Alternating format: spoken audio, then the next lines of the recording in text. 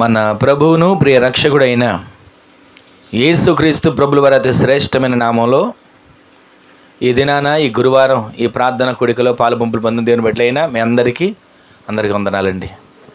దేవుడు ఇంతవరకు మనలను మన కుటుంబాలను కంచివేసి కాపాడి ఆయన సజీవమైన రెక్కల నీళ్ళ భద్రపరిచిన దేవునికి ఒక క్షణం రెండు చేతులు తనకి స్తోత్రం చెప్దాం. హల్లెలూయా హల్లెలూయా. కొద్దిసేపు మనం దేవుని మాటలు ధ్యానం చేసుకుందాం. దేవుని మాట జీవం కలిగిన మాట. మనుష్యుడు రొట్టె వలన కాక దేవుని నోటి నుండి వచ్చే ప్రతి మాట వలన జీవిస్తాడు. ఈ దినాన పగలు మీకు వచ్చిన వాగ్దానాన్ని చూసుంటారు కదా, ఒకసారి ఆ మాటను చూద్దాం. చూడండి, హబక్కూకు రాసిన గ్రంథం 2వ అధ్యాయం 4వ వచనంలో రాయబడిన మాటని ఒకసారి అందరు చూడండి. Page number 770-71. హబక్కూకు రాసిన ప్రవచన గ్రంథం 2వ అధ్యాయం 4వ వచనంలో రాయబడిన మాట, వారు యథార్థపరులు కాక తమలో తాము అతిశయపడుదురు, అయితే నీతిమంతుడు విశ్వాసము మూలముగా బ్రతుకును. ఆమె చెప్పండి. అంటే దానికి ఒకటి అని అంకేసి కింద రాసి ఉంది. దాని మాట ఏంటంటే విశ్వాస్యత చేత. ఇక్కడ రాయబడిన ఒక మాటని ఈ పూట మనం కొద్దిసేపు ధ్యానం చేయబోతుండగా ఆ మాటలో ఉన్నటువంటి ప్రతి మాట మన హృదయాలకు దీవెనకరంగా మార్చబడాలి. ఇక్కడ చదివిన మాట మనం ఎన్నోసార్లు విన్న మాటే, తెలిసిన మాటే, అయినా పరిశుద్ధాత్మదేవుడు మరలా మనకి జ్ఞాపకం చేస్తున్నాడంటే ఆ మాటను వింటున్న మనం ఆ మాటను మన హృదయాల్లో భద్రపరుచుకోవాలి. ఇంతకీ ఏమి రాసి ఉంది అక్కడ? ఏమని రాయబడిందంటే, వారు యథార్థపరులు కాక తమలో తాము అతిశయపడతారు. ప్రతి ఒక్కరు మనం చూస్తాం కదా, లోకంలో అందరూ లోకంలో బ్రతుకుతున్నవారు ఉన్నారు, ప్రభువులో జీవిస్తున్నవారు ఉన్నారు. అయితేనంటే ఇక్కడ రాయబడిన ఒక మాట ఏంటంటే, వారు యథార్థపరులు కాక తమలో తాము ఏం పడుతున్నారంట? అతిశయం. ప్రతిరోజు అతిశయమేనంట, ప్రతి క్షణం అతిశయమేనంట. ఏమని? నేను కాబట్టి సంపాదించా, నేను కాబట్టి ఉద్యోగం చేస్తున్నా, ఇదిగో నేను కాబట్టి ఇంత ఇల్లు కట్టా, లేదా నేను కాబట్టి ఇలా బ్రతుకుతున్నా. ప్రతిరోజు అతిశయమేనంట. ఎవరు వారు? లోకంలో ఉన్నవారి గురించి, లోకస్తుల గురించి ఇక్కడ రాయబడలా. దేవునిలో ఎదుగుతూ, దేవుని మీద ఆధారపడుతూ, దేవుడే నాకు ఉద్యోగం ఇచ్చాడండి, దేవుడే నాకు ఆరోగ్యం ఇచ్చాడండి, దేవుడే నాకు స్వస్థతను ఇచ్చాడండి, దేవుడే నాకు మేలు చేశాడండి, దేవుడే నాకు బిడ్డలను ఇచ్చాడండి, దేవుడే ఈ విధంగా నేను బ్రతుకున్నానంటే అవకాశం కలుగు చేశాడండి అని చెప్పిన వారు సైతం ఒక స్థితికి వచ్చిన తరువాత, స్థితి పెరిగిన తర్వాత, అంతస్తులు ఆస్తులు పెరిగిన తర్వాత వారికి మీదటంట విశ్వాసంలో నిలబడట్లా. ఎంతసేపు దేని మీద నిలబడుతున్నారంటే అతిశయం. విశ్వాసం మీద నిలబడవలసిన వ్యక్తి, విశ్వాసాన్ని ఆనుకొని జీవించవలసిన వ్యక్తి, విశ్వాసంతో నడిపించబడవలసిన వ్యక్తి రాను రాను రాను రాను భక్తి పెరుగుతున్న కొలది, ఉద్యోగంలో ప్రమోషన్లు పెరుగుతున్న కొలది, పంటలో రాబడి పెరుగుతున్న కొలది, కష్టపడుతున్న కష్టార్జితం దీవించబడుతున్న కొలది, పని చేస్తుండగా ప్రతి పనిలో దేవుని దీవెన ఒక్కొక్కరి పైన కుమ్మరించబడుతున్న కొలది వారు ఎలా మార్చబడాలంటే, దేవుడు దీవించిన కొలది, దేవుడు అభివృద్ధిపరిచిన కొలది ఇంకా విశ్వాసంలో ఆనుకోవాలి, ఇంకా దేవుని మీద ఆనుకోవాలి, ఇంకా దేవునిలో అంటు కట్టబడిన వారిగా బ్రతకాలి. కానీ రాను రాను ఎలా మార్చబడతారని రాయబడింది తెలుసా? వారు యథార్థపరులు కాక. అంటే ఒకప్పుడు భక్తిలో యథార్థత ఉండేది, ప్రార్థన చేయడంలో యథార్థత ఉండేది, వాక్యాన్ని వినడంలో యథార్థత ఉండేది, వాక్యానుసారంగా జీవించడంలో యథార్థత ఉండేది, పరిచర్య చేయడంలో యథార్థత ఉండేది, దేవుని కొరకు నమ్మకంగా జీవించడంలో యథార్థత ఉండేది. కానీ అన్ని విషయాలు దేవుడు ఆశీర్వదించాడా?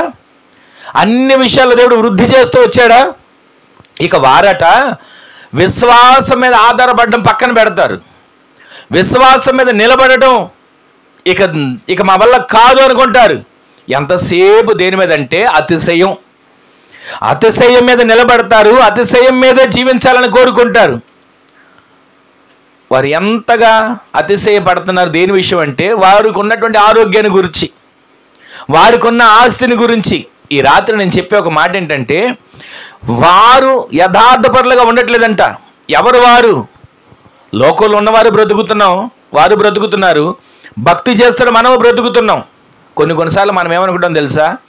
ఇంత భక్తి చేస్తున్నానే, ఇంత నమ్మకంగా బ్రతుకుతున్నానే, ఏ మేలు నాకు కలగట్లేదే, ఏ మేలు నేను చూడలేకపోతున్నానే, ఏ మేలు నేను పొందుకోలేకపోతున్నానే.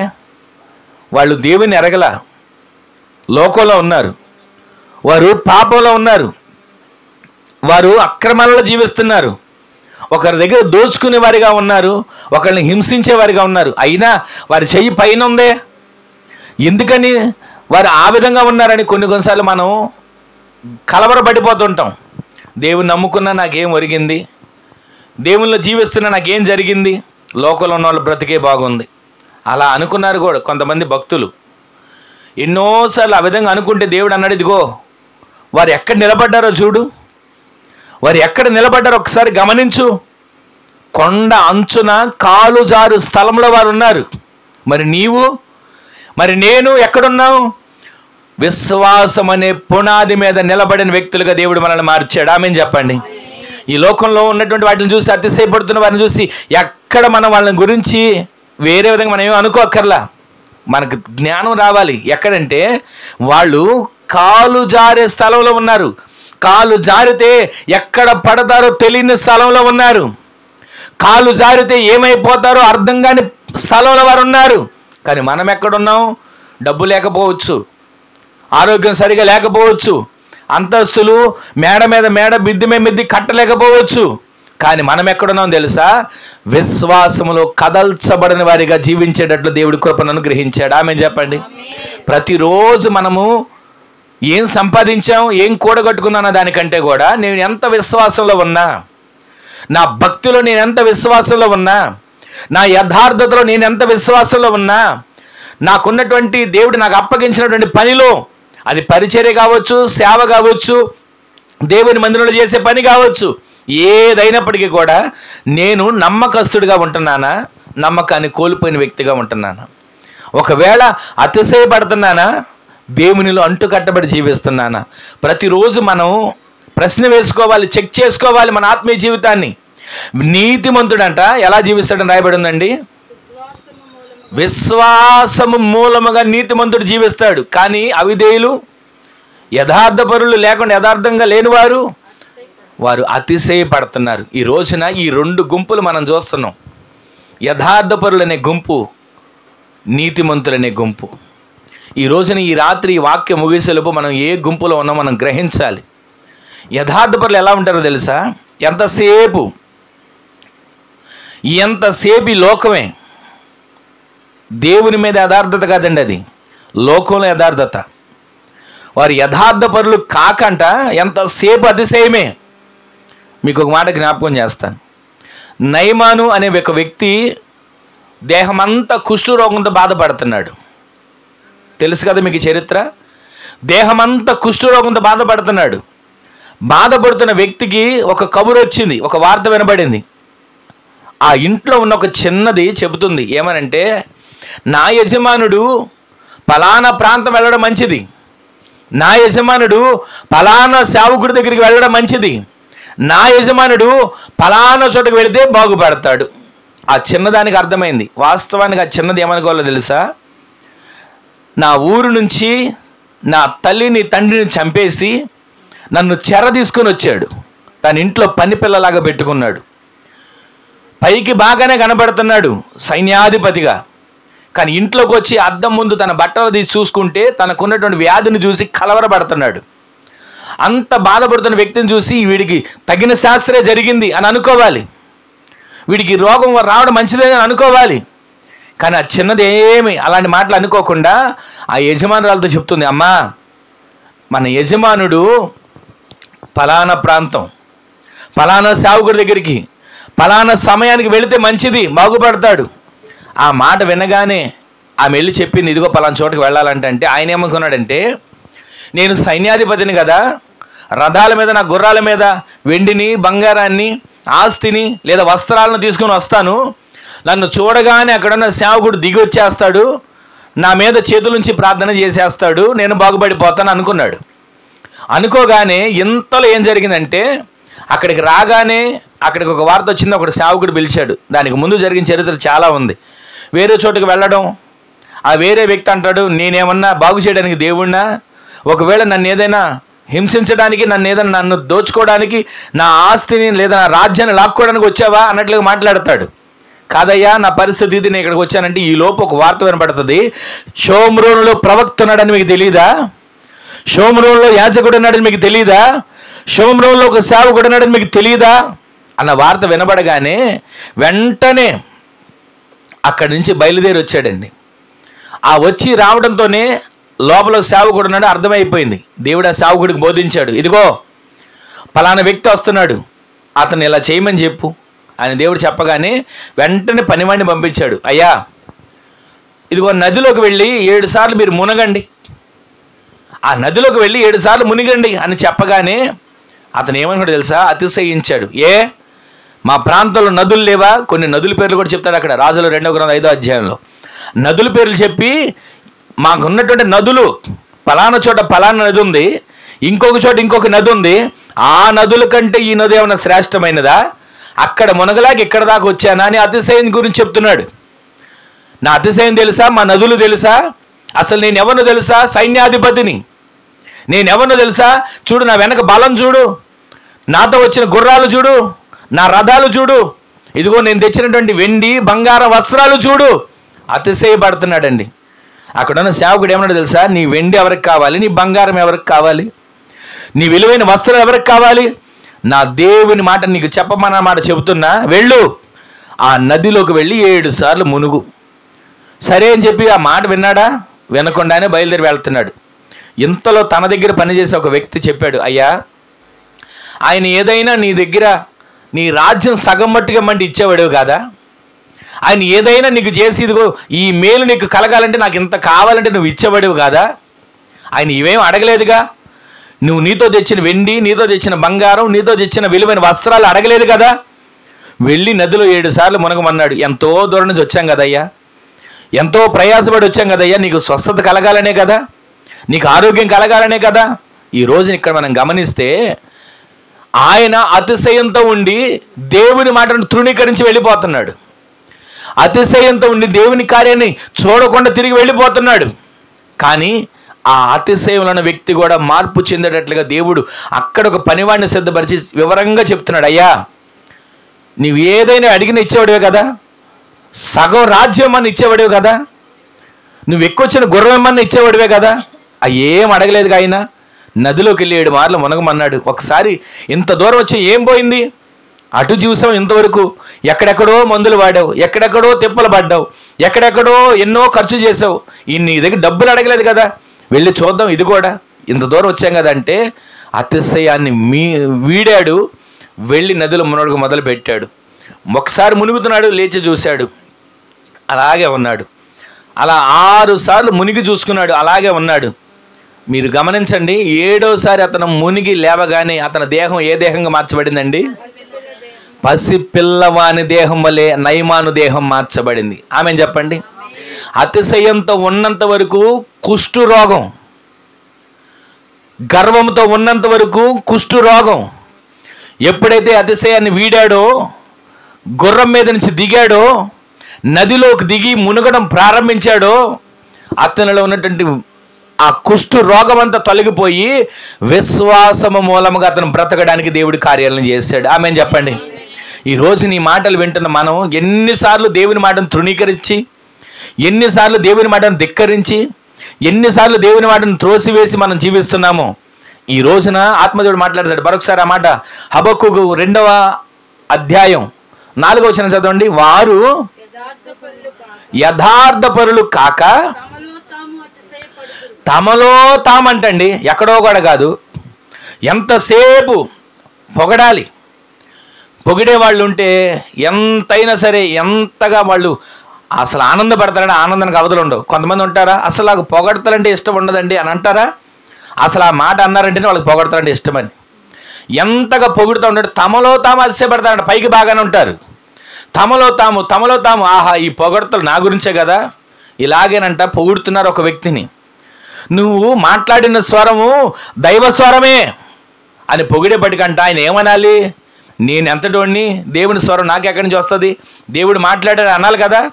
ఆ రాజు అలా ఏం అనుకోకుండా దైవ స్వరమే అనగానే తనలో తాను అతిశయించాడంట. వెంటనే పురుగులు పడి చనిపోయాడు. లేఖనాల్లో మనకు కనబడుతుంది. ఈ రోజున దేవుని మాటలు వింటున్న మనం అతిశయించడానికి మనలో ఏముంది? గర్వించడానికి మనలో ఏముందండి? ఎందులో గొప్పవారం, ఎందులో మనము అన్నిట్లో ఆరితేరిన వారం? ఈ రోజున ఏదో దేవుడిచ్చిన బ్రతుకుని బట్టి బ్రతుకుతున్నాం. వాక్యాన్ని బోధిస్తున్న నేనైనా, వింటున్న మీరైనా మరింతగా ఆత్మీయతలో ఎదగడానికి దేవుడు మనకు అవకాశాన్ని కలుగు చేశాడు. ఈ రోజు నేను దేవుని మాటలు వింటున్న మనలో అతిశయించడానికి ఏమీ లేదండి. కొందరు రథములను బట్టి గుర్రములను బట్టి అతిశయిస్తారు, కానీ మనమైతే మన దేవునిని బట్టి మాత్రమే అతిశయపడుదుముగాక. ప్రతిరోజు ఉద్యోగాన్ని చూసుకోనో, వ్యాపారాన్ని చూసుకోనో, సంపాదన చూసుకోనో అతిశయించుతున్నారేమో. ఈ రోజు నుంచి దేవుని బట్టి అతిశయించే కుటుంబాలుగా మన కుటుంబాలు మార్చబడును గాక. దేవుని బట్టి మనం అతిశయించడం మొదలు పెడితే మన ఆరోగ్య విషయంలో మార్పు కలుగుతుంది. దేవుని బట్టి మనం అతిశయించడం మొదలు పెడితే మన వ్యాపారంలో మార్పు కలుగుతుంది. దేవుని బట్టి అతిశయించడం మొదలు పెడితే మన చేతి పనుల్లో మార్పు కలుగుతుంది. దేవుని బట్టి మనం అతిశయించడం మొదలు పెడితే మన ఉద్యోగంలో, మన కష్టార్జితంలో ఒక మార్పును దేవుడు కలుగు చేస్తాడండి. ఎందుకో తెలుసా? నీతిమంతుడు విశ్వాసము మూలముగా బ్రతుకుతాడు. ఈ రోజున మనం అతిశయంతో బ్రతుకుతున్నామా, విశ్వాసంతో బ్రతుకుతున్నామా? ఈ మాటలు మనసులో పెట్టుకోండి. ప్రతిరోజు వారంట యథార్థపరులు కాక తమలో తాము. ఎంతసేపు అతిశయమే. మీరు చేశారుగా భక్తి, మీకు జరిగినాయిగా కార్యాలు, మాకు కూడా జరుగుతాయి అనేవాళ్ళు ఉంటారు కదా. మీరు చేశారులే ప్రార్థన, చేసుకోండి, మీ ప్రార్థన మీరు చేసుకోండి, నా భక్తి నేను చేసుకోండి అనేవాళ్ళు కూడా ఉంటారు కదా. అతిశయం అనే గుర్రం దిగాలి, దేవుని ఆత్మచేత నింపబడిన నదిలోకి దిగాలి. అప్పుడు దేహము పసిపిల్లవాని దేహం వల్ల మార్చబడుతుంది. ఈ దేహం ఎంతకాలం ఉంటుందండి అందంగా? ఈ దేహం ఎంతకాలం ఉంటుందండి ఆరోగ్యంగా? ముడతలు పడడం మొదలవుతుంది, చీకిపోవడం మొదలవుతుంది, గుడారము శిథిలమైపోయే పరిస్థితి వస్తుంది. అయితే ఈ దేహమట పసిపిల్లవాని దేహముగా మార్చబడాలంటే నీవు అతిశయాన్ని విడిచిపెట్టాలి, విశ్వాస మూలంగా బ్రతకడం ప్రారంభించుదువుగాక. మరొక మాట మీకు చూపిస్తాను చూడండి. కొరింథీయులకు రాసిన 2వ పత్రిక అపోస్తలుడైన పౌలు గారు కొరింథీయులకు రాసిన 2వ పత్రిక 5వ అధ్యాయం 7వ వచనం. 5వ అధ్యాయం 7వ వచనం చూడండి. కొరింథీయులకు రాసిన 2వ పత్రిక 5వ అధ్యాయం 7వ వచనంలో రాయబడిన మాట ఏంటంటే, గనుక ఈ దేహములో నివసించుచున్నంత కాలము, వినండి ఈ మాటలు అందరూ జాగ్రత్తగా వినండి. గనుక మీరు ఈ దేహములో నివసించుచున్నంత కాలము ఎవరికి దూరంగా ఉన్నామండి? మనము ప్రభువునకు దూరంగా ఉన్నామని గుర్తెరగాలి. మనము ఈ దేహములో ఉన్నంత కాలం మనుషులకు దగ్గరగా ఉన్నాం, పొగిడే వారికి దగ్గరగా ఉన్నాం, మనల్ని ప్రేమించే వారికి దగ్గరగా ఉన్నాం, మనకు పట్టెడు అన్నం పెట్టే వారికి దగ్గరగా ఉన్నాం. కానీ ఈ దేహంలో ఉన్నంత కాలం మనం ఎవరికి దూరంగా ఉంటున్నామంటండి?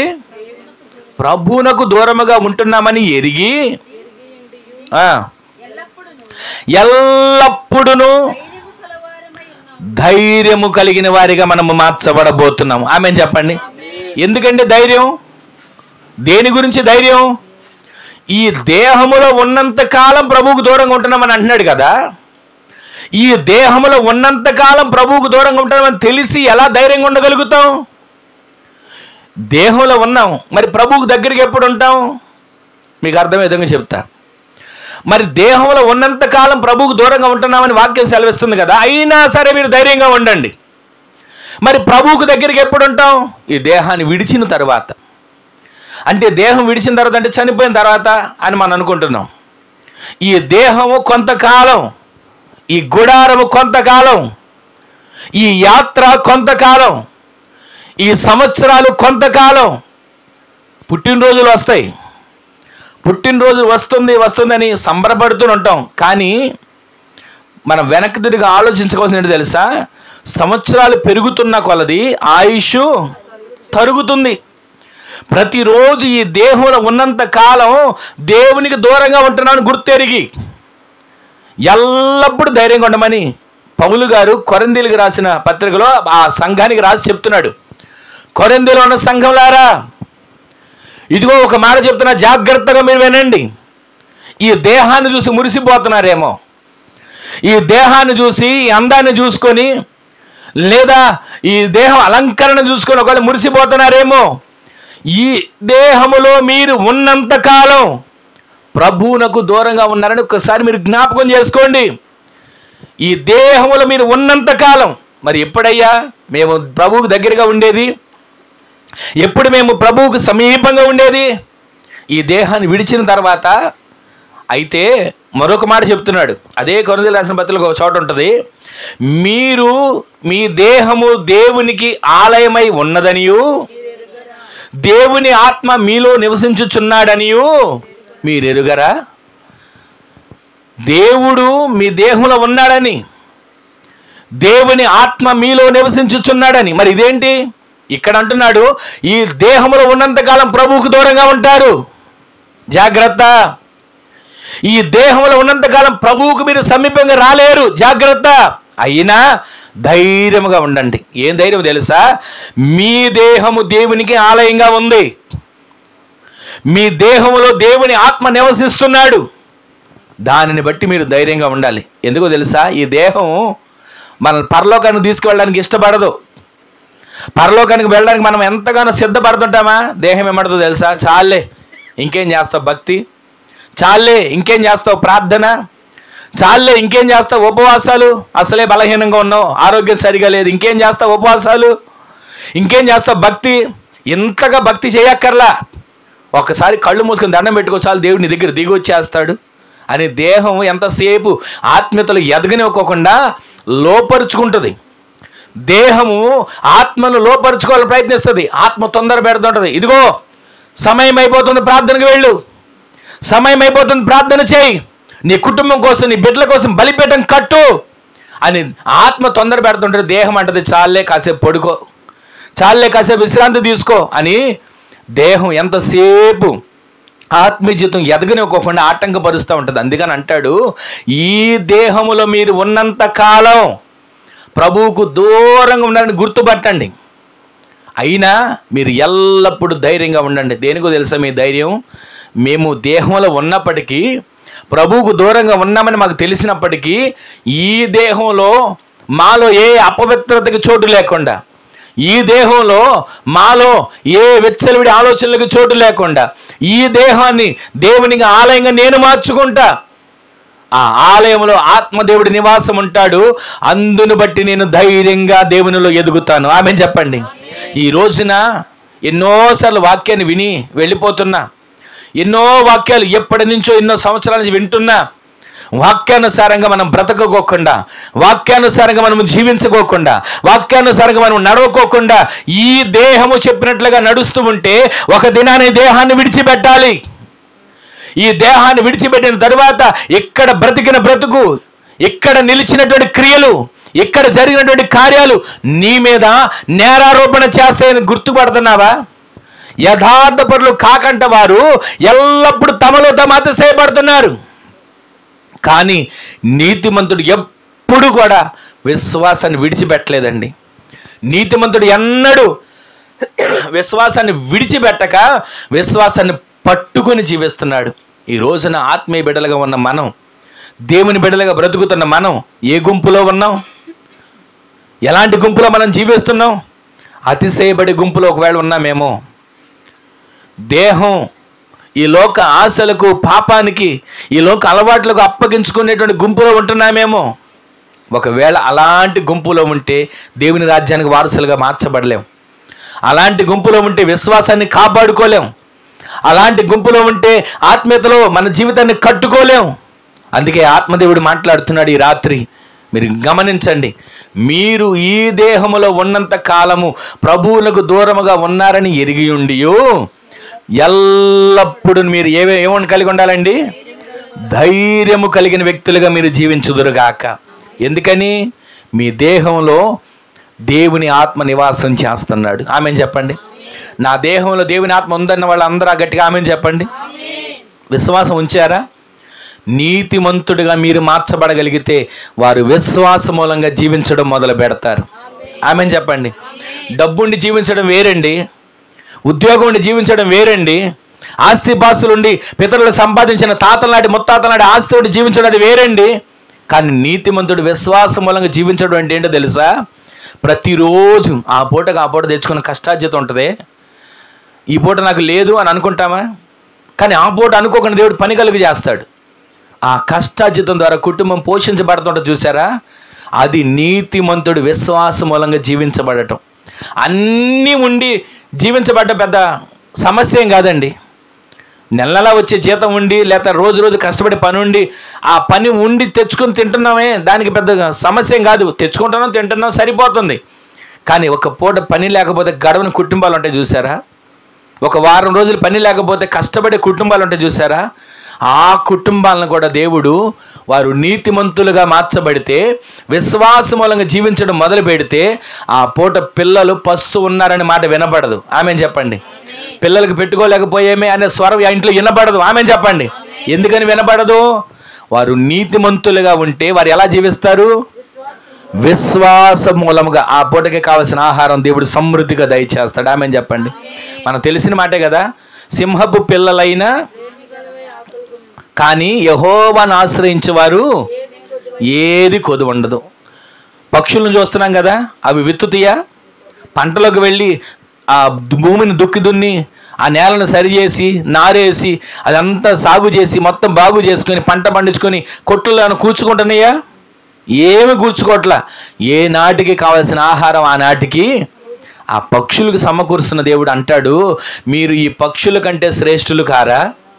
ఈ రోజున విశ్వాస మూలంగా మనం జీవించేటప్పుడు ఏది మనకు తక్కువ కాదండి, ఏది కొరత కాదు, ఏది లోటు కాదు. విశ్వసించండి, మీరు విశ్వాస మూలంగా బ్రతికి నీతిమంతులుగా మార్చబడుదురుగాక. మీ ఇల్లు నీతిమంతుల గుడారముగా మార్చబడునుగాక. మీరు నిత్యము నీతిమంతులుగా తీర్చిదిద్దబడుదురుగాక. అందుకే అక్కడ రాశాడు, వారు యథార్థపరులు కాక తమలో తాము అతిశయిస్తున్నారు. ఇదొక గుంపు. అయితే నీతిమంతులు విశ్వాసము మూలంగా జీవిస్తున్నారు ఈ గుంపు. ఆ గుంపులో ఉంటున్నామా? ఈ గుంపులో ఉంటున్నామా? ఆ గుంపులో ఉన్నవారు ఎలా ఉన్నారో తెలుసా? మొట్టమొదటిగా మనం చూస్తున్నాం, వారు దేహములో ఉన్నప్పుడు ప్రభువుకు దూరంగా ఉంటారు. కానీ నీతిమంతుడు ఎప్పుడు ఎలా ఉంటాడో తెలుసా? ఈ దేహములో ఉన్న దేహాన్ని వీడిన ప్రభువును హత్తుకుని జీవించే వారిగా మనము మార్చబడుదుముగాక. మన దేహములు ఎల్లప్పుడూ ఆత్మదేవుడు కొలువై ఆత్మదేవుడు నివాసం చేస్తూ ఆత్మదేవుడు నిత్యము కూడా మనలో కలిసి జీవించేటట్లుగా మన ఆత్మీయ జీవితం మార్చబడునుగాక. గడిచిన వారు ఒక మాట విన్నాం కదా, ఆ ఆత్మ మీతో ఉంటాడు, మీలో ఉంటాడు. అలా ఉండే మీరు నీతిమంతులుగా మార్చబడుదురుగాక, విశ్వాస వీరులుగా మార్చబడుదురుగాక, సొమ్మసలని వారిగా అలయని వారిగా కదల్చబడిన వారిగా మీ ఆత్మీయ జీవితాన్ని దేవుడు మార్చునుగాక. మరొక మాట చూపిస్తాను చూడండి. అపోస్తలుడైన పౌలు గారు అలా అదే రోమీయులకు రాసిన పత్రిక 1వ అధ్యాయం 17వ వచనం త్వరగా చూడండి. 1వ అధ్యాయం 17వ వచనం అక్కడ కూడా రాయబడిన మాట, ఎందుకనినా నీతిమంతుడు విశ్వాస మూలముగా జీవించునని వ్రాయబడిన ప్రకారము విశ్వాసము మూలముగా అంతకంతకు విశ్వాసము కలుగునట్లు దేవుని నీతి దాని యందు బయలుపరచబడతా ఉన్నది. దేవునికే మహిమ కలుగునుగాక. విశ్వాసంలో ఎదుగుతున్న మనకు జరిగే ఒక గొప్ప కార్యం తెలుసా? మనలో మనుషుల నీతి కాదంట. ఎవరి నీతి? దేవుని నీతి నీలోకి వచ్చేస్తుంది. ఆమెను చెప్పండి. నీవు నీతిమంతుడు అయితే, నీవు విశ్వాస మూలంగా జీవిస్తే ఎవరో నీతి కాదు, లోకంలో వారితే చెప్పే నీతో రాజ్యాంగ నీతో కాదు, దేవుని పరలోకపు నీతి నీలో ప్రవహించబోతుంది. ఆ విధంగా ప్రవహించాలంటే మనము నీతిమంతులుగా విశ్వాస మూలంగా జీవించే వ్యక్తులుగా మనం ఆత్మీయ జీవితాన్ని కట్టుకుందుముగాక. దేవుని నీతి ఏంటి? మనుషుల నీతి ఏంటి? మనుషుల నీతి ఏంటి చెప్పనా? అన్యాయాన్ని కూడా చెప్పండి న్యాయం చేయగలదు. మనుషుల నీతి న్యాయాన్ని కూడా చేయగలదు. కానీ దేవుని నీతి అలా కాదండి. ప్రతి ఒక్కరిని వారి వారి క్రియలను బట్టి వారికి బహుమానాన్ని సిద్ధపరుస్తున్నాడు. వారి వారి క్రియలను బట్టి దేవుడు వారిని స్థిరపరచబోతున్నాడు. ఈ రోజున ఈ మాటలు వింటున్న మనం దేవుని నీతి మన ఇంట్లో ఉండాలి, దేవుని నీతి మన ఒంట్లో ఉండాలి, దేవుని నీతి మన రక్తంలో ఉండాలి. దేవుని నీతి చేత నడిపించబడే వ్యక్తులుగా మనం మార్చబడదుము గాక. ఈ రాత్రి ఈ మాటలు వింటున్న మీరు ఈ రోజు నుంచి అనుకోండి, మీరు నేను నీతిమంతుడను నీతిమంతురాలను, నేను నా కుటుంబం ఎలా బ్రతుకుతాం? నీతిమంతుల కుటుంబంగా ఉండి ఎలా బ్రతుకుతాం, ఎలా జీవిస్తాం? విశ్వాసం మూలంగా నేను జీవించబోతున్నానని మీరు ప్రతిరోజు ప్రార్థన చేసుకోండి. మీ నోట పలికిన మాట మీ ఇంట్లో దేవుడు స్థిరపరచును గాక. ఏమని పలకాలి? నేను నీతిమంతురాలుగా జీవించాలి, నా యజమాని నీతిమంతుడిగా జీవించాలి, నా కుటుంబం నీతిమంతుడిగా జీవించాలంటే మనం ఎలా బ్రతకాలి? విశ్వాస మూలముగా. గట్టిగా ఆమేన్ చెప్పండి. విశ్వాసం అంటే డబ్బు వచ్చినప్పుడు దేవుడు చేసేటి కార్యం సంబరపడడం కాదు, అన్ని అనుకూలంగా ఉన్నప్పుడు దేవుడు నాకు మేలు చేసేసాడని చెప్పి సాక్ష్యం చెప్పడమే కాదు. ఏది లేకపోయినా సరే విశ్వాసంతో నా దేవుడు నాకు చేస్తాడు, విశ్వాసంతో నా దేవుడు నాకు ఈ కార్యాన్ని చేస్తాడు. ఉద్యోగం రాలేదా? విశ్వాసంతో వేడుకోండి. నా దేవునికి అసాధ్యమైనది ఏది? ఆయన సమస్తమును చేయగలిగిన వాడు, ఆయనకి సమస్తమును సాధ్యమే అని విశ్వాసంతో మీరు విశ్వసించి చూడండి. మీరు అనుకోదనుకున్న పని జరిగేటట్లు దేవుడు చేయను గాక. మీరు నా వల్ల కాదు అనుకున్న పని దేవుడు నెరవేర్చబోతున్నాడు. ఆమేన్ చెప్పండి. ఈ రోజున ఈ రాత్రి దేవుని మాటలు వింటున్న మన అందరి జీవితాల్లో విశ్వాసం మూలంగా బ్రతికే నీతిమంతులుగా మనము మార్చబడదుము గాక. అలా మార్చబడాలంటే మనము దేవుని నీతి కలిగిన వారిగా ఉండాలి. అలా మార్చబడాలంటే మన ఈ దేహంలో దేవుని ఆత్మ నివాసం చేయాలి. మరొక మాట మీకు చూపిస్తాను చూడండి. గలతీయులకు రాసిన పత్రిక, అపోస్తలుడైన పౌలు గారు గలతీయులకు రాసిన పత్రిక 3వ అధ్యాయం 14 వచనం త్వరగా చూడండి. 3:14 ఆత్మను గూర్చిన వాగ్దానము క్షమించండి, పైన 11 చదవండి అమ్మా. ధర్మశాస్త్రము చేత ఎవ్వడును దేవుని ఎదుట నీతిమంతుడని తీర్చబడడు, కానీ ఎలా అనగా ఇక్కడ కూడా అదే రాయబడిందండి మాట. పైన మరొకసారి 11వ వచనం ప్రారంభం చదవండి. ధర్మశాస్త్రము చేత ఎవ్వడు కూడా, ఏ వ్యక్తి కూడా దేవుని ఎదుట నీతిమంతుడని తీర్చబడడు, కానీ ఆ సంగతి స్పష్టమే. అయితే నీతిమంతుడైన వాడు ప్రతి ఒక్కడు దేని మూలంగా బ్రతుకుతాడండి? విశ్వాసము మూలంగా. మరొక చోట హెబ్రీ పత్రికలో రాసి ఉంటుంది, విశ్వాసము లేకుండా ఇష్టులై ఉండుట అసాధ్యము. ఈ రోజున ఎన్ని విశ్వాసపు పలుకులు మన నోట ఉంటాయి. ప్రతిది కూడా మనం విశ్వసించాలండి. అక్కడ పని అవ్వదని తెలుసు, పని జరగదని తెలుసు మనకి, కానీ మనమే అవదండి, కాదండి, ఇది జరగదండి అని మనమే అంటూ ఉంటుంది. మనలో ఏ విశ్వాసం ఉంది? అది అవ్వదు అనే విశ్వాసం గట్టిగా ఉంది, పని అవ్వదు అనే విశ్వాసం గట్టిగా ఉంది. అదే మనము ఆ పని నా దేవుడు చేయగలడు, ఆ పనిని చేయుటకు నా దేవుడు సమర్థుడు అని విశ్వసించి మీరు పలకండి. అవ్వదు అనుకున్న పని కూడా దేవుడు జరిగేటట్టు చేస్తాడు. ఈ రోజున మన నోట అవ్వదు అనే విశ్వాసం కాదు, నా దేవుడు చెయ్యగలడు, నా దేవుడు సమర్థుడు అనే విశ్వాసపు పలుకులు మీరు పలికి చూడండి. ఆత్మ దేవుడు మీకు తోడుగా ఉండి ప్రతి పనిని సఫలం చేయునుగాక. ఈ రోజున ఈ మాటలు వింటున్న మనం ఎంతగా దేవునిలో ఎదిగినా, ఎంతగా దేవునిలో బలపరచబడినా, ఎంతగా ఆత్మీయతలు ఎదుగుతున్నా ఏదో ఒక విషయంలో అవిశ్వాసం చోటు చేసుకుంటుందండి. ఈ బలహీనత తగ్గుతుందనే నమ్మకం నాకు లేదండి, ఈ సమస్య తీరుతుందనే నమ్మకం నాకు లేదండి, ఈ అప్పులా తీర్చుకుంటాననే నమ్మకం నాకు లేదండి. ఎంత అవిశ్వాసం! ఈ అవిశ్వాసంతో వాటిని మనం విశ్వసించి ఇది జరగదు అని అనుకుంటున్నాం. మనం అదే ఆత్మచేత ప్రేరేపించబడి నా దేవుడి కార్యాన్ని చేస్తాడు, సమర్థుడని ఎందుకని పలకలేకపోతున్నాం? ఈ రోజున మూల వాక్యం నుంచి మనం వింటున్నాం. యథార్థపరులు కాకుండా వారు తమలో తాము అతిశయపడుతున్నారు, వారు ఒక గుంపు. కానీ నీతిమంతుల గుంపు ఉంది, వారు విశ్వాసం మూలంగా జీవిస్తున్నారు. నీతిమంతుల గుంపులో ఉన్న వాళ్ళేమో దేవుని నీతి చేత నింపబడుతున్నారు, అవిశ్వాస గుంపులో ఉన్న వాళ్ళేమో దేవునికి దూరంగా బ్రతుకుతూ దేహాన్ని విడిచిపెట్టిన తర్వాత నరకాగ్నిలో పడి కాలిపోయి కేకలు పెట్టే స్థితిలో ఉంటున్నారు. ఈ దేవుని నీతి నిన్ను నన్ను కాపాడుతుంది. ఆమె చెప్పండి. ఈ దేవుని నీతి చేత మనం కట్టబడుతున్నాం. ఆమె చెప్పండి. అందుకే ఇందాక మనం చదివిన రోమిలకు రాసిన పత్రికలో కూడా ఇదిగో నీతిమంతుడు ఎలా బ్రతుకుతాడంట. ఇక్కడ కూడా చదువుతున్నాం మనం గలతీ పత్రికలో, ధర్మశాస్త్రం వలన నీతిమంతులుగా ఎంచబడలేదు కానీ వారి విశ్వాసము ద్వారా వారు నీతిమంతులుగా ఎంచబడ్డారు. ఈ రోజున విశ్వసించగలిగితే నీవు నేను నీతిమంతులమే. ఆయన సన్నిధిలో ఎంతసేపు విశ్వసించగలుగుతున్నాం? ప్రార్థించినంతసేపు కాసేపు విశ్వసిస్తాం, బయటికి వెళ్ళిన తర్వాత మరలా మామూలే. ఈ రోజున దేవుని మాటలు వింటున్న మనం విశ్వసించిన మనము నీతిమంతులుగా తీర్చబడతాం. నీతిమంతులుగా తీర్చబడిన మనం విశ్వాస మూలంగా జీవించగలుగుతున్నాం. ఈ మాటలు మన హృదయాల్లో స్థిరపరచును గాక. మరొక మాటను చూపిస్తాను చూడండి, అది చూసి మనం ప్రార్థన చేసుకుందాం.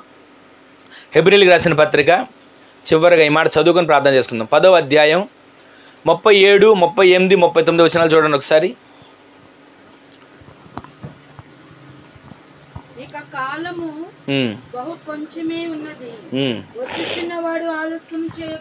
వినండి వినండి. ఇక కాలము కొంచెము కాలమే ఉన్నది, వచ్చుచున్నవాడు ఆలస్యం చేయవచ్చును. నా ఎదుట నీతిమంతుడైన వాడు విశ్వాస మూలముగా జీవించును గాని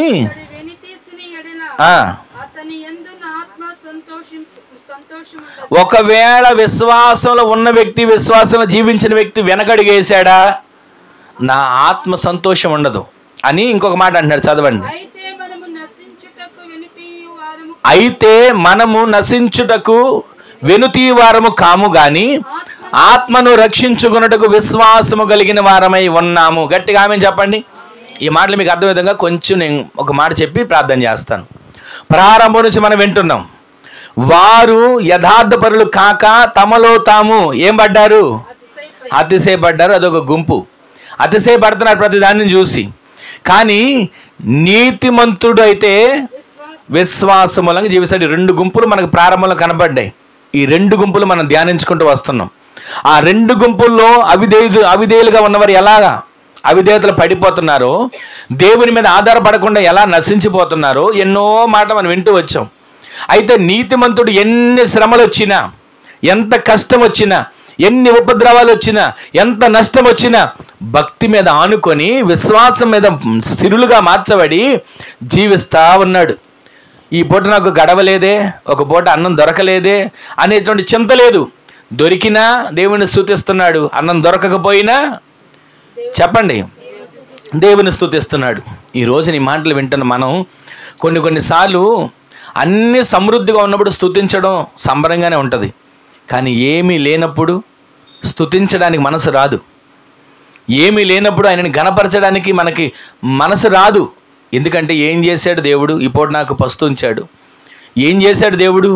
ఈ పూట నా ఇంట్లో ఇదిగో ఈ సమస్య వచ్చిందని చెప్పి తలడిల్లిపోతుంటాం. కానీ మనము లోకస్తుల వలె కాదు, దేవునిలో ఆత్మీయంగా ఎదుగుతూ పడిపోయిన వారి వలె కాదు, విశ్వాసము మూలంగా జీవించే వారిగా మార్చబడుదుము గాక. అలాంటి విశ్వాసం మూలంగా మనం జీవించే వారిగా మనము మార్చబడగలిగితే ఆ విశ్వాసము మనలను దేవునికి దూరం చేయదు, సమీపస్తులుగా మారుస్తుంది. ఇంకా సమీపంగా ఆయన్ని మనల్ని సమీపంగా చేసి మన హృదయంలో ఆత్మదేవుడి నివాసం ఉండేటట్లుగా మనం ఆయన హత్తుకునే వారిగా మార్చబడతాం. ఆ విధంగా మార్చబడాలంటే ఈ దేహము దూరం చేస్తుంది ప్రభువుకి అని మనం చదివాం. కానీ ఈ దేహం ద్వారా దేవుని మహిమపరచడం మొదలు పెడితే, ఈ దేహంలో దేవుని ఆత్మ నివాసం ఉంటే, ఈ దేహం దేవునికి ఆలయంగా మార్చబడగలిగితే మనము విశ్వాస మూలంగా జీవించే వారిగా బ్రతుకుదుము కాక. మనం ఒకవేళ ఈ దేహాన్ని విడిచినా, దేహంలో ఉన్నా దేవునికి సమీపస్తులుగానే జీవించే కృప దేవుడు దయచేయును గాక. ఇంకా మనం చదువుతూ వచ్చాం, విశ్వాస మూలంగా జీవిస్తాడు, విశ్వాస మూలంగా బ్రతుకుతాడని రోమపత్రికలో. ఇంకా మనం చదువుతూ వచ్చాం గలతీ పత్రికలో, ధర్మశాస్త్రము మూలముగా కాక విశ్వాసము మూలంగా మీరు జీవిస్తున్నారు. అంటే ఒక్క మాట ఇక్కడ నేను మీకు చెప్పాల్సింది ఏంటంటే, ధర్మశాస్త్రంలో యేసుక్రీస్తు రక్తం లేదు. అక్కడ ఏముండేది? గొర్రెపిల్ల రక్తం ఉండేది. ఇశ్రాయేలు ప్రజల్లో ఒకసారి సమస్య వచ్చిందా? తెగులు రాబోతుందా? సంహార దూత సంచరించబోతున్నాడా? అప్పుడు ఏమన్నాడు తెలుసా దేవుడు? ఇదిగో మోషే, అహరోను మాట వినండి జాగ్రత్తగా. ఒక గొర్రె పిల్లని, ఏడాది గొర్రె పిల్లను ఇదిగో దానికి ఏ రకమైనటువంటి కళంకం ఉండకూడదు. అలాంటి గొర్రెపిల్లని తీసుకుని వధించండి, రక్తాన్ని పళ్ళెంలో పట్టండి. ఆ పళ్ళెంలో పట్టినటువంటి ఆ రక్తాన్ని కుంచె తీసుకోండి. మీరు ఎక్కడెక్కడ ఏ గుడారాలు మీ ఉన్నాయో గుడారాల ద్వారబంధాల కమ్ముల మీద, గుడారాల కిటికీల మీద ఆ రక్తాన్ని చల్లండి. అర్ధరాత్రి వేళ సంహారకుడు రాబోతున్నాడు. ఆ గుడారాల నుంచి బయటకు వచ్చినవాడు వాని ప్రాణానికి వానే ఉత్తరవాది.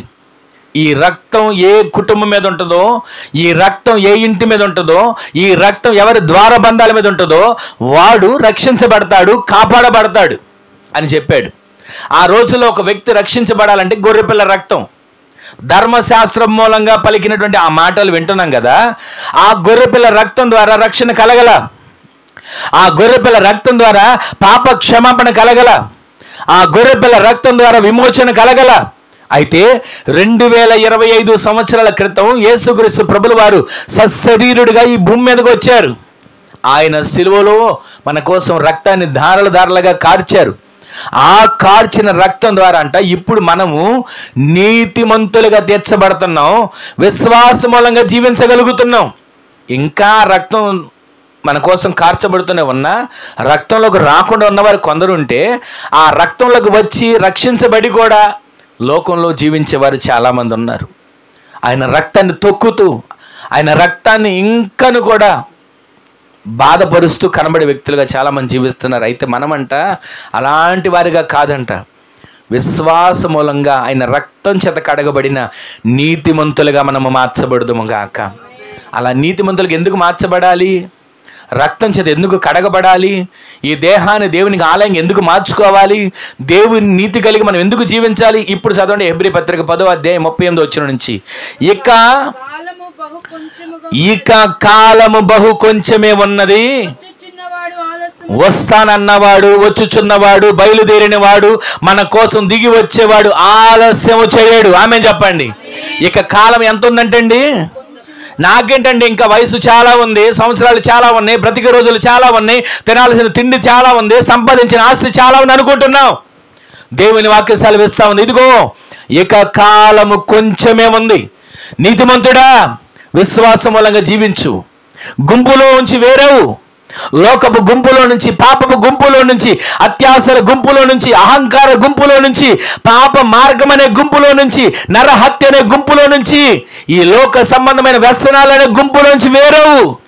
నీవు వేరయ్యి నీతిమంతుల గుంపులోకి రా. అవిధేయుల గుంపులో ఉండకు, అసమర్థుల గుంపులో ఉండకు.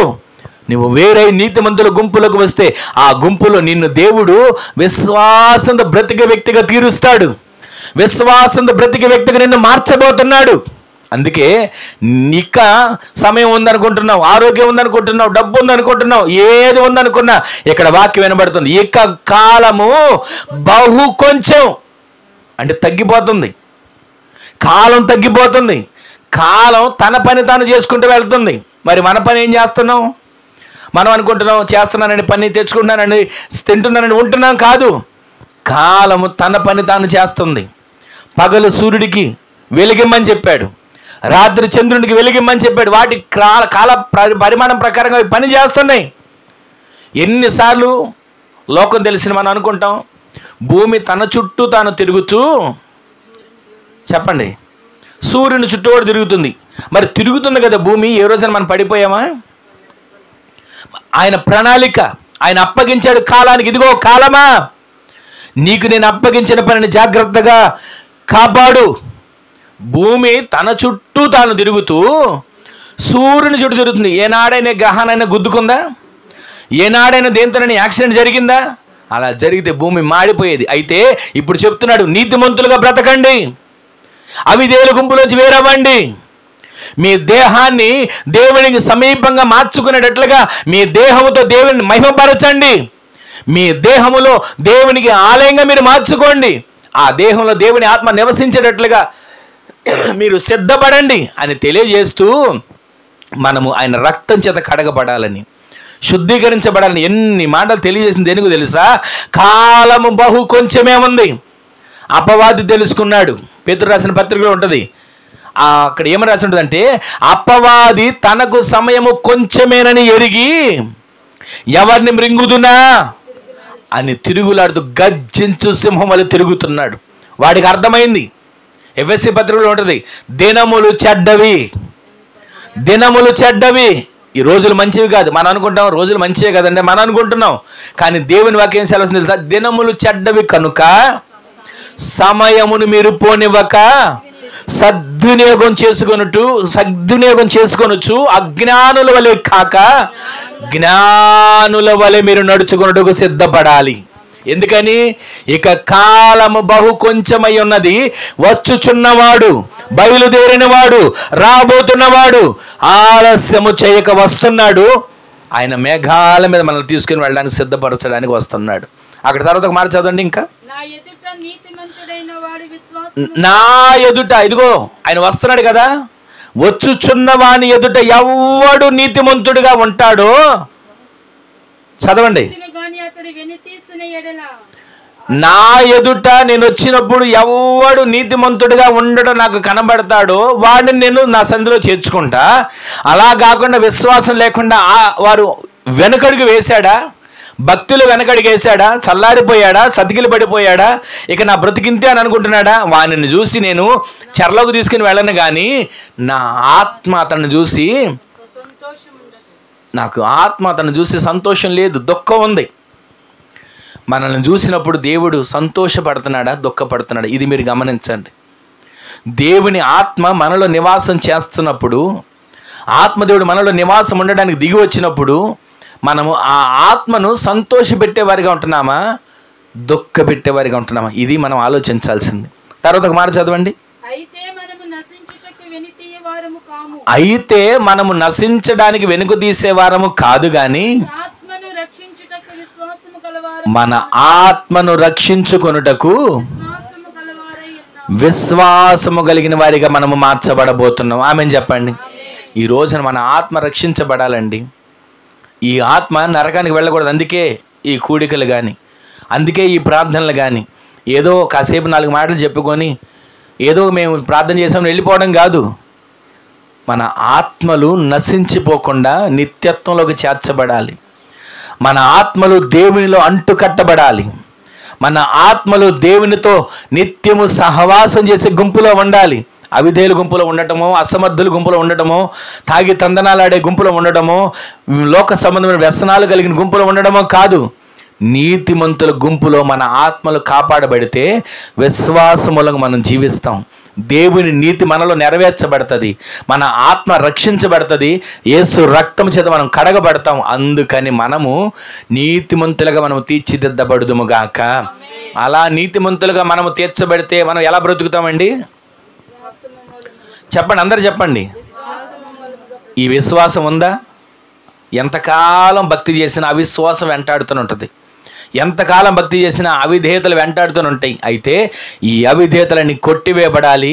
నీతిమంతులుగా మనం తీర్చిదిద్దబడుదుము గాక. నీతిమంతుడు ఎలా బ్రతుకుతాడు? అలాంటి విశ్వాసం ఈ రోజున మీకు కలుగును గాక. అలాంటి విశ్వాసాలు మీరు అంటు కట్టబడుదురు గాక. దేవుని నీతి మీలో నెరవేర్చబడును గాక. మీరు ఈ క్రీస్తు రక్తము చేత కడగబడిన మీరు కడ వరకు ఆ రక్షణను కాపాడుకుని గుంపులో నడిపించబడుదురు గాక. అలాంటి వారిగా మీరు ఉన్నప్పుడు మీ ఆత్మ ఉల్లసిస్తుంది. మీ ఆత్మను చూసిన దేవుడు సంతోషపడతాడు. అలా మనం అభిషేకించబడిన వ్యక్తులుగా మార్చబడే ధన్యత దేవుడు దయచేయను గాక. ఈ రోజైనా ఈ మాటలు విన్న తర్వాత అయినా కొంచెం సేపు మనం విన్న ఈ మాటల్ని ఆలోచించండి, మనసును పెట్టుకోండి. నేను నీతిమంతుడనైతే విశ్వాసమూలంగా జీవిస్తా. నేను నీతిమంతుడనైతే నా ఈ దేహంతో దేవుని మహిమపరుస్తా. నేను నీతిమంతుడనైతే ఈ దేహంలో దేవుడి నివాసం ఉండడానికి నేను అవకాశాన్ని కలిగిస్తా. నేను నీతిమంతుడనైతే ఆ ఆత్మ నా ఈ గుడారంలో ఉన్నాడని నేను ప్రతిరోజు సంతోషించి ఆనందగానాలు చేస్తా. నేను నీతిమంతుడనైతే దేవుని నీతిని ప్రతిరోజు కాపాడుకునే వ్యక్తిగా మార్చబడతా. నేను నీతిమంతుడనైతే ఆయన రక్తం చేత కడగబడిన ఆనాటి నుంచి నా యాత్ర ముగిసే వరకు కూడా దేవునిలో నిత్యము నమ్మకస్తుడిగా బ్రతుకుతా. నేను నీతిమంతుడనైతే ఇక కాలము బహు కొంచెమై ఉన్నదని గ్రహించి, వచ్చుచున్నవాడు ఆలస్యం చేయక వస్తాడని గ్రహించి, రాబోతున్నవాడు సమయానికి వస్తాడని గ్రహించి, ఆయన మాట ఇచ్చినవాడు నెరవేరుస్తాడని గ్రహించి, నీతిమంతునిగా నేను వెనక్కి తిరిగి చూడను. ఆయన వైపు చూచుచు మేఘాల మీద ఆయన వచ్చినప్పుడు రెప్పపాటున ఎదుర్కొంటకు శక్తి కలిగిన వానిగా నింపబడినట్లుగా ప్రతిరోజు ఆత్మాభిషేకం చేత నేను నింపబడి నీతిమంతుడిగా విశ్వాస మూలంగా జీవించే గుంపులో నేను మార్చబడతాను. ఆమెను చెప్పండి. ఆ విధంగా మీరు మార్చబడాలి, ఆ విధంగా మీరు జీవించాలి. ప్రతిరోజు విశ్వాసమే మనకి ఆధారం. విశ్వాసం మనం జీవించాలి. విశ్వాసమైన పునాది మీద మనం కట్టబడాలి. విశ్వాసమైన బండ మీద మనం నాటబడాలి. ఆ విశ్వాసం మీద అడుగులు వేస్తూ అంతఃపురంలో చేర్చబడేటట్లుగా దేవుడు మనల్ని మార్చునుగాక. ఒకప్పుడు చెరసాలలో ఉన్నాం, ఒకప్పుడు బందీలుగా ఉన్నాం, ఒకప్పుడు ఖైదీలుగా ఉన్నాం, ఒకప్పుడు అందరూ మనల్ని చూసి తృణీకరించిన వారిగా ఉన్నాం. కానీ ఒక దినాన మనలను నీతిమంతులుగా విశ్వాసములుగా జీవించిన మనలను అంతఃపురంలో మనల్ని దేవుడు చేర్చబోతున్నాడు. 7 ఏండ్ల విందులో మనల్ని చేర్చబోతున్నాడు. 1000 ఏండ్ల పరిపాలన దేవుడు మనల్ని మనల్ని సిగ్గుపరచదు.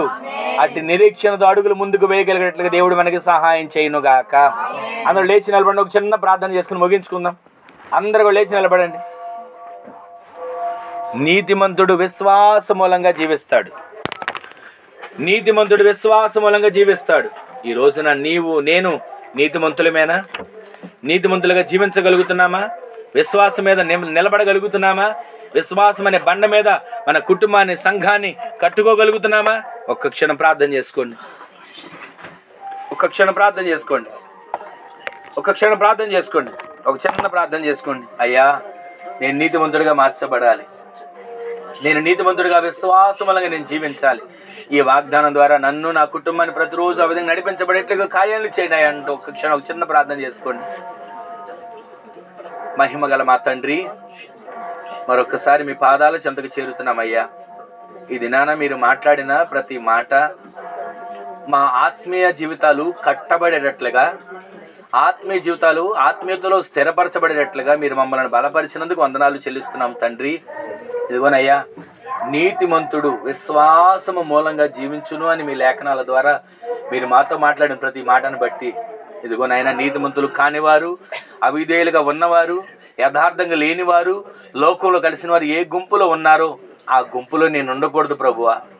నేను విశ్వాసం అనే గుంపులో ఉండాలి, యథార్థత అనే గుంపులో ఉండాలి, నమ్మకత్వం అనే గుంపులో ఉండాలి, నీ కొరకు నేను నిలబడగలిగిన గుంపులో ఉండాలి, నీ కొరకు నేను సాక్షిగా బ్రతకగలిగిన గుంపులో ఉండాలి. ఇదిగోనయ్యా, ఈ దేహముతో నేను మహిమపరచాలి. ఈ దేహములో ఉన్నంత కాలము మీరు దేవునికి దూరముగా ఉన్నారని ఎరిగి ఉండి అయినా మీరు ధైర్యం తెచ్చుకోండి అని మీ లేఖనాల ద్వారా మీరు మాట్లాడుతూ వచ్చారయ్యా. ఇదిగో అయ్యా, ఈ దేహంలో మేము ఉన్నాము, కానీ నిత్యము మీకు సమీపస్తులుగా మేము మార్చబడుతున్నాం. ఈ దేహంతో మీ నామాన్ని నిన్ను మహిమపరుచుకుంటున్నాం. మీరు నిత్యము ఈ దేహంలో కొలువై ఉండాలని కోరుకుంటున్నాము. అట్టి ఆశపడిన ప్రతి ఒక్క బిడ్డల హృదయాలలో మీరు కొలువై ఉండండి ప్రభువా. అట్టి ఆశపడిన ప్రతి ఒక్కరి హృదయాలలో ప్రాణాత్మ దేహాలను తెప్పరలో చేయండి ప్రభువా.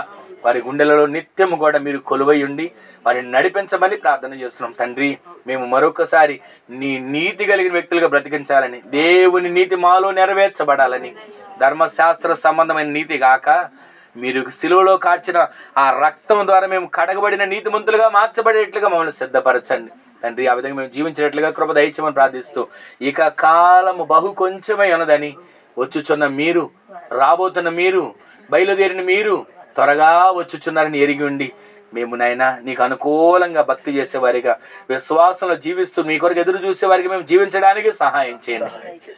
బలమైన కార్యాలు చేసి మీరు మహిమ పొందండి. ఇదిగో మా ఆత్మను రక్షించుకుంటూ పరలోకానికి సిద్ధపడే వ్యక్తులుగా మేము తీర్చిదిద్దబడడానికి కృప చూపించమని, అటు ఘనమైన కార్యాలు మీరు చేసిన దేవుడు ఎందుకు వందనాలు చెల్లిస్తూ మరొకసారి ఈ దినాన పాలు పంపులు పొందిన ప్రతి ఒక్క బిడ్డలను, వారి కుటుంబాలను పేరు పేరున ఆశీర్వదించండి. ఎంతమంది బిడ్డలు నీ సందులో ఈ దినాన్ని పాలు పంపులు పొందారో బిడ్డలందరిపైన నీ కనుదృష్టి నిలిచి ఉండాలి.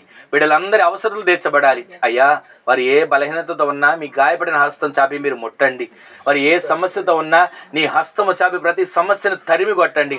వారు ఏ ఉద్యోగం కోసం ఎదురు చూస్తున్నా ఉద్యోగ విషయంలో ద్వారాలు తెరవండి. అయ్యా, వారు కష్టపడుతున్న ప్రతి కష్టార్జితం, చేతి పని, ఉద్యోగం, వ్యాపారం, వ్యవసాయం ప్రతి వాటిని దీవెనకరంగా మీరు మార్చండి.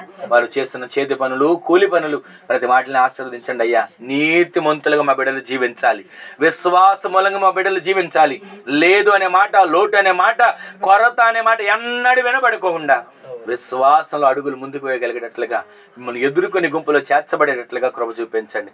కార్యాలు చేసి మీరు మహిమను పొందమని స్తుతి చెల్లిస్తూ మీ చేతులకు అప్పగించుకుంటూ, తండ్రి ఇది నాన్న పాలు బొంపులు పొందిన ప్రతి బిడ్డలను, అలాగే నాయన ఇదిగో ఈ కుటుంబాన్ని కలిగిన సంస్థని ఈ విధంగా నాయన జరుగుతున్నటువంటి కూడికలో సహకరిస్తున్న ప్రతి ఒక్కరిని కూడా మీరు పేరు పేరును దీవించి ఆశీర్వదించమని, ఘనత మహిమ ప్రభావాలు మీ నామానికి ఆరోపించుకుంటూ, మీరటి కార్యాలు చేసినందుకు మరొకసారి మీకు కృతజ్ఞతలు తెలియజేస్తూ, నజరేయుడైన యేసు క్రీస్తు పరిశుద్ధమైన శక్తి గల నామంలో స్తుతించి ప్రార్థించడికి వేడుకొని పొందుకొని ఉన్నాము తండ్రి. ఆమేన్ ఆమేన్ ఆమేన్.